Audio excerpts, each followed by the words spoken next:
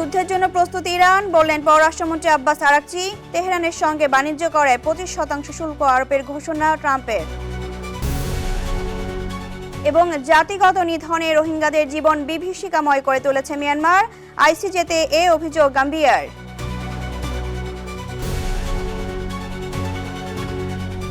বিশ্বজুড়ে ঘটে যাওয়া দিনের গুরুত্বপূর্ণ ঘটনাবলী নিয়ে আরটিভির নিয়মিত আয়োজন সারাদিনের বিশ্বে আপনাদের সঙ্গে আছি আমি আমরিনিভা। যুদ্ধের জন্য প্রস্তুত ইরান, ট্রাম্পের হুঁশিয়ারির জেরে পাল্টা জবাবে এই সতর্ক বার্তা দিয়েছেন ইরানের পররাষ্ট্রমন্ত্রী আব্বাস আরাকচি। ইরানের পররাষ্ট্রমন্ত্রী বলেন, যুক্তরাষ্ট্র যদি ইরানের পরীক্ষা নিতে চায় তবে তেহরান এর জন্য প্রস্তুত। এদিকে হোয়াইট হাউস জানিয়েছে ইরানের সামরিক শক্তি ব্যবহারে ভীত নন ট্রাম্প। আরও জানাচ্ছেন ইমতিয়াজ আহমেদ। ইরানের পররাষ্ট্রমন্ত্রী আব্বাস আরাকচি জানান, যুক্তরাষ্ট্র সামরিক পথ বেছে নিলে ইরান তা মোকাবিলার জন্য সম্পূর্ণ প্রস্তুত। আল জাজিরাকে দেয়া সাক্ষাৎকারে আরাকচি বলেন, ওয়াশিংটনের সঙ্গে যোগাযোগের পথ খোলা থাকলেও ইরান সব ধরনের বিকল্পের জন্য প্রস্তুত। আরাকচি দাবি করেন, গত বছর 12 দিনের যুদ্ধের তুলনায় বর্তমানে ইরানের সামরিক প্রস্তুতি অনেক বেশি বিস্তৃত ও শক্তিশালী। তবে তিনি আশা প্রকাশ করেন, যুক্তরাষ্ট্র সংঘাতের বদলে সংলাপের বুদ্ধিমান পথ বেছে নেবে।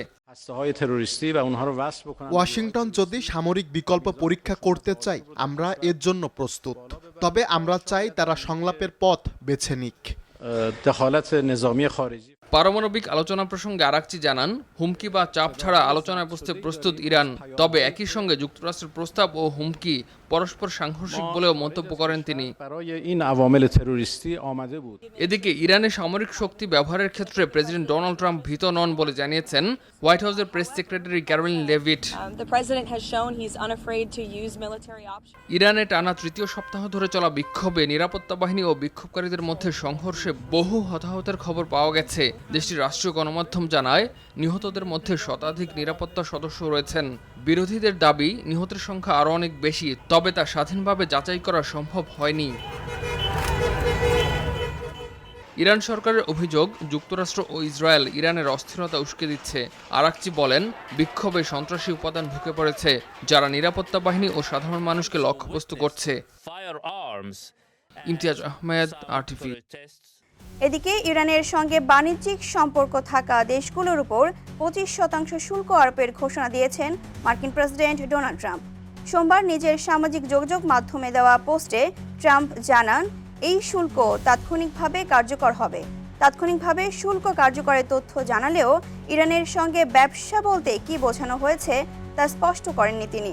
বিশ্লেষকরা বলছেন, টানা তৃতীয় সপ্তাহে ইরানে সরকার বিরোধী বিক্ষোভ চলার মধ্যে তেহরানের উপর চাপ বাড়াতে এমন সিদ্ধান্ত নিয়েছেন মার্কিন প্রেসিডেন্ট।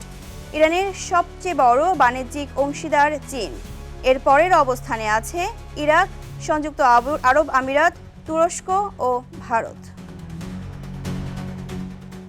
ইরানে সরকার বিরোধী বিক্ষোভ এখন 1979 সালের ইসলামী বিপ্লবের পর সবচেয়ে বড় চ্যালেঞ্জের মুখে ফেলেছে দেশটির শাসকদের। অভ্যন্তরীণ অস্থিরতার পাশাপাশি যুক্তরাষ্ট্রের সামরিক হুমকি পরিস্থিতিকে আরও জটিল করে তুলেছে। কঠোর নিরাপত্তা অভিযান, ইন্টারনেট ব্ল্যাকআউট আর মৃত্যুর খবরে আতঙ্কে ইরান।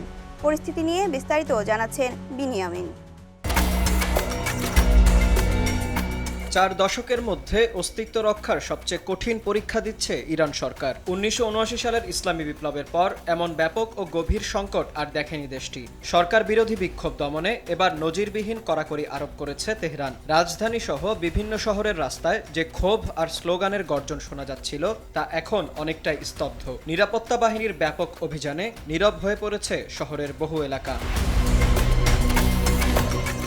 তেহরানের বাসিন্দারা সংবাদ মাধ্যম বিবিসিকে জানায়, শুক্রবার চারদিকে গুলির শব্দ আর রাস্তায় মানুষের ঢল থাকলেও শনিবার রাত থেকে থমথমে পরিস্থিতি বিরাজ করছে চারপাশে। গুলির ভয়ে বাইরে বের হতে ভয় পাচ্ছে সাধারণ মানুষ।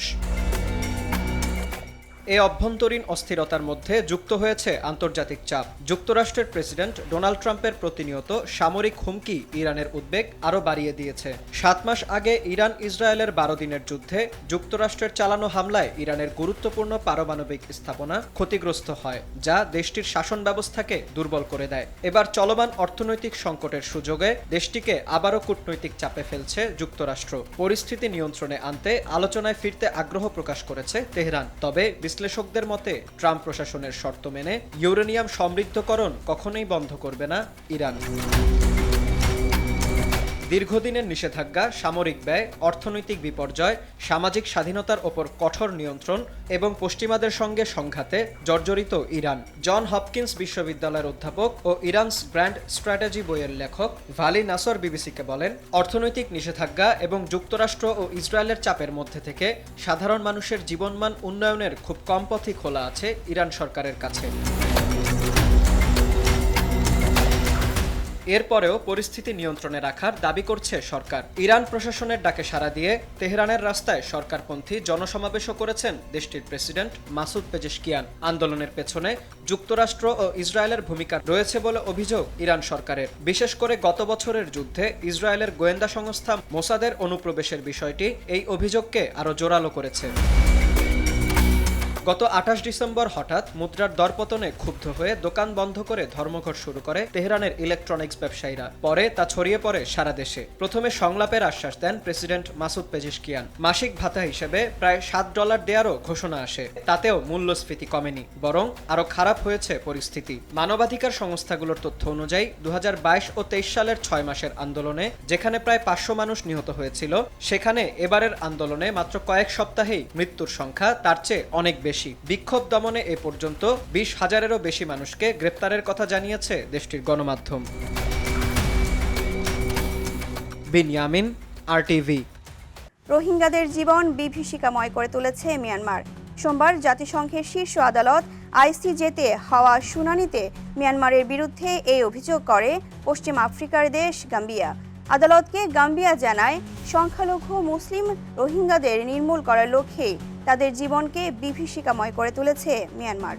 2019 সালে মুসলিম সংখ্যাগরিষ্ঠ দেশ গাম্বিয়া মিয়ানমারের বিরুদ্ধে আন্তর্জাতিক বিচার আদালতে মামলাটি করে। মামলার এই শুনানি বিশেষ কারণে গুরুত্বপূর্ণ। গত 1 দশকের বেশি সময়ে জাতিগত নিধনের অভিযোগে প্রথম মামলা হিসেবে এর প্রথম পূর্ণাঙ্গ শুনানি হচ্ছে। তাই এই মামলার রায়ের প্রভাব শুধু মিয়ানমারের মধ্যে সীমাবদ্ধ থাকবে না, বরং অন্যান্য দেশের উপরও পড়তে পারে।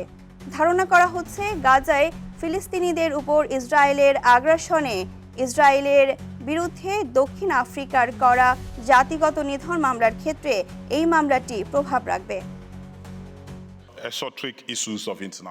এটি আন্তর্জাতিক আইনের কোনো দুর্বোধ্য বা তাত্ত্বিক বিষয় নয়। এটি বাস্তব মানুষ, বাস্তব গল্প এবং এক বাস্তব মানবগোষ্ঠীর বিষয়। আর তারা হলো মিয়ানমারের রোহিঙ্গা জনগোষ্ঠী। রোহিঙ্গাদের ধ্বংসের লক্ষ্য নিয়েই তাদের উপর আক্রমণ করেছে মিয়ানমার। গাজা উপত্যকার দক্ষিণাঞ্চলে ইসরায়েলের নতুন হামলায় অন্তত 3 ফিলিস্তিনি নিহত হয়েছে। সংবাদ মাধ্যম আল জাজিরা জানায়, সোমবার খান ইউনিসে ইসরায়েলি বাহিনীর ড্রোন হামলায় এই হতাহতের ঘটনা ঘটে। নিহতরা হলেন উইসাম আবদুল্লাহ সালেম, মাহমুদ সুবহি ও আতেফ সামির। যুদ্ধবিরতি ভেঙে প্রতিনিয়ত গাজার বিভিন্ন এলাকায় বিমান হামলা ও গোলাবর্ষণ অব্যাহত রেখেছে ইসরায়েলের।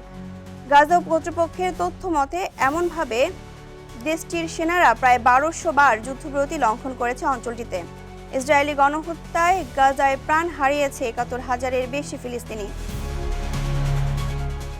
যুক্তরাষ্ট্রের মিনিয়াপোলিসে অভিবাসন দমন অভিযানে এক নারীকে গুলি করে হত্যা করার ঘটনায় ট্রাম্প প্রশাসনের বিরুদ্ধে মামলা করেছে মিনেসোটা অঙ্গরাজ্য। স্থানীয় সময় সোমবার মিনেসোটার অ্যাটর্নি জেনারেল কিথ এলিসন এই মামলার ঘোষণা দেন। সংবাদ সম্মেলনে অ্যাটর্নি জেনারেল কিথ এলিসন জানান, ডেমোক্র্যাট শাসিত রাজ্যটিতে ফেডারেল সরকারের সাম্প্রতিক অভিবাসন কর্মকর্তাদের তৎপরতা জননিরাপত্তাকে আরও ঝুঁকির মুখে ফেলেছে। অভিবাসীদের বিরুদ্ধে চালানো তৎপরতাকে ফেডারেল আক্রমণ হিসেবে অভিহিত করেন অ্যাটর্নি জেনারেল। বলেন, হাজার হাজার স্বল্প প্রশিক্ষিত ও সশস্ত্র এজেন্ট জনপদে ঢুকে পড়েছে, যা সংবিধানের সুস্পষ্ট লঙ্ঘন। মিনেসোটার বৈচিত্র্য ও ভিন্ন মতের কারণে রাজ্যটিকে লক্ষ্যবস্তু করা হচ্ছে বলেও মন্তব্য করেন attorney general Keith Ellison. And I wish I could stop there, but I can't, because these poorly trained, aggressive, and armed agents of the federal state. দুর্বলভাবে প্রশিক্ষিত আক্রমণাত্মক ও সশস্ত্র ফেডারেল এজেন্টরা বেআইনি কর্মকাণ্ডের মাধ্যমে মিনেসোটায় আতঙ্ক ছড়িয়েছে। সংবিধানের বাইরে গিয়ে তারা গ্রেপ্তার ও অতিরিক্ত বল প্রয়োগ করছে। এটা অবশ্যই বন্ধ করতে হবে। Access secure areas. And when asked to present a warrant, which is required by law, they respond, we don't need one. আর এরই সাথে শেষ করছি সারাদিনের বিশ্ব। আর টিভির সাথে সংযুক্ত থাকুন, মতামত জানান আর টিভির সামাজিক যোগাযোগ মাধ্যমগুলোতে।